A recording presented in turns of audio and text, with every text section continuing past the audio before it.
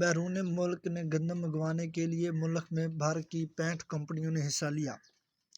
نگراں دور میں درآمد کی گئی گندم روس، یوکرین، بلغاریہ اور رومانیہ سے منگوائی گئی۔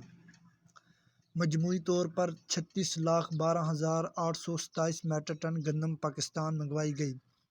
نیشنل فوڈ سیکورٹی کی اجازت پر IICC نے گندم منگوانے کی منظوری دی۔